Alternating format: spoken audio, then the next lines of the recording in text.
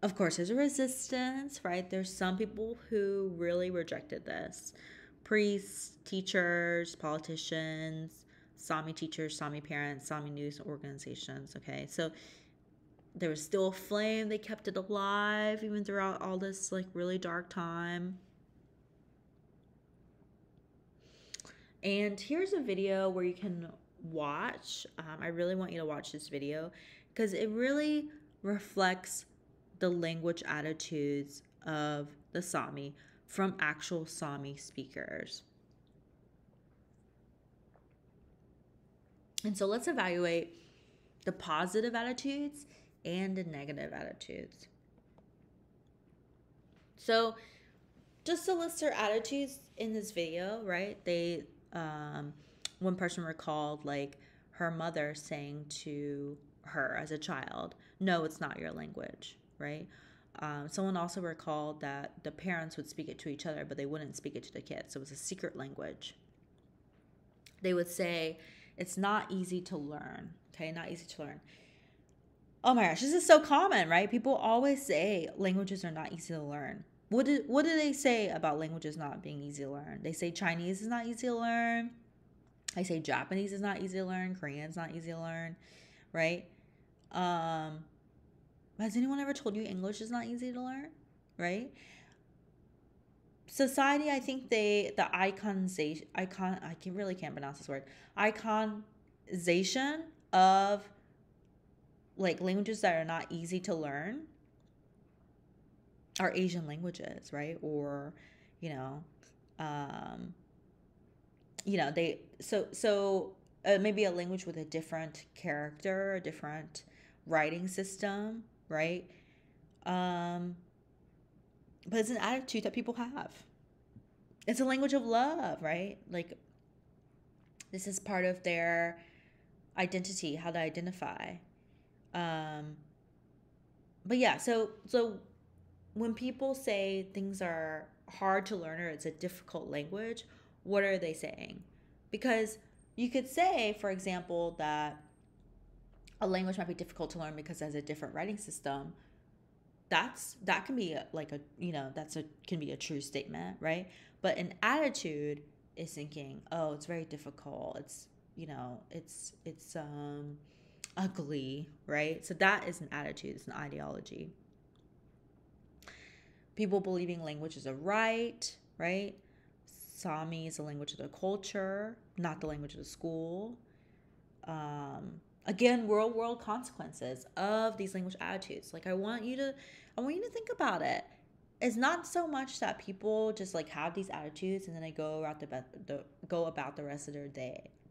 People have these attitudes and there's real world consequences. Like I told you at the ELI about their people wanting to take these accent reduction classes. It makes me wonder, like, who told you, having accent was bad? Some of the Samis were bullied by Norwegians, right? Or they believed that there was, this positive attitudes about bilingualism. What do people believe? So as far as their political status, the Sami parliament, they represent people in Sami concerning its cultural heritage, reindeer farming, and education. So as we see in other places, especially with revitalization, we talked about language revitalization, a couple weeks ago. But what we discovered with language revitalization is that people are more likely to revitalize a language if there's a certain political status or if there's like a certain economic benefit to learning the language. So for example, people learn, like Hawaiian Pidgin is being taught in schools and it's being funded. Why? Well, it adds to the tourism. People, when you go to Hawaii, you want to say, ooh, how do you say this in Hawaiian, right?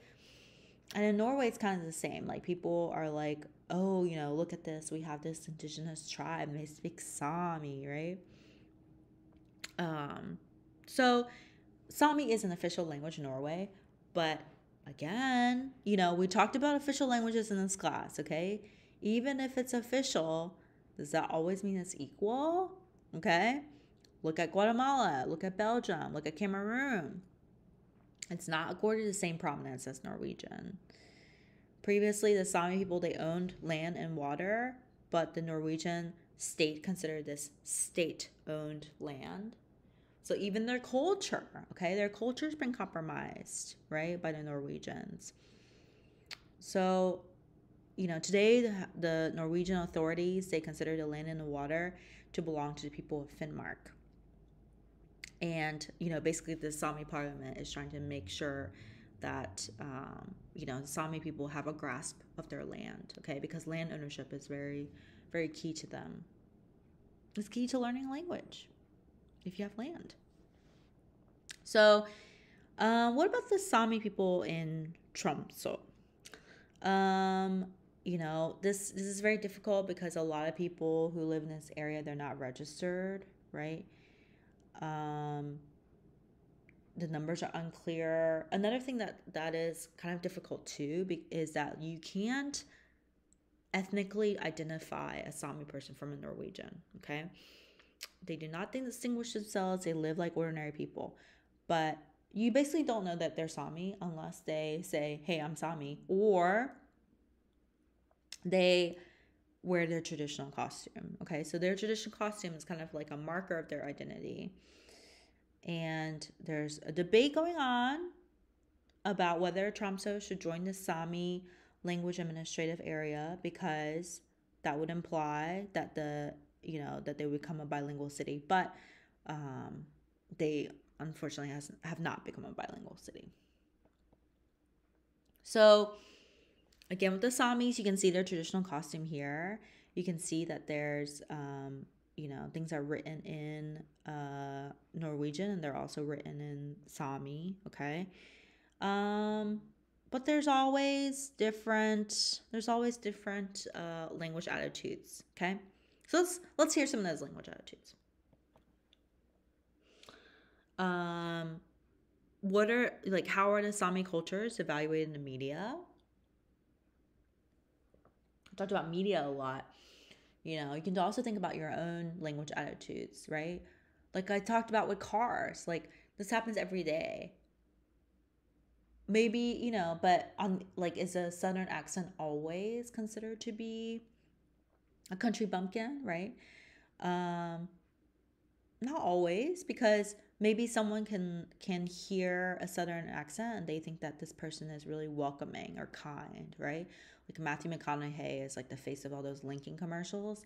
And I think it's because he's like, you look at him and you're like, I want to get a beer with him, right? Like he just seems so down to earth, right? He just makes me want to buy a Lincoln. What ideologies of the Sami languages are portrayed in the media? That would be a good question to consider for your discussion board. So here's some positive views. This is from the reading to kind of figure out, okay, so what are the language attitudes? I want Sami to exist in 50 years, 100 years. It's important that we keep the language alive. If the language disappears, an identity disappears, right? Reindeer husbandry, we talked about like how language is akin to ecology. And if you lose that Sami language, you're going to lose some of those specific nuances about how to take care of reindeer. It's important for the culture, right?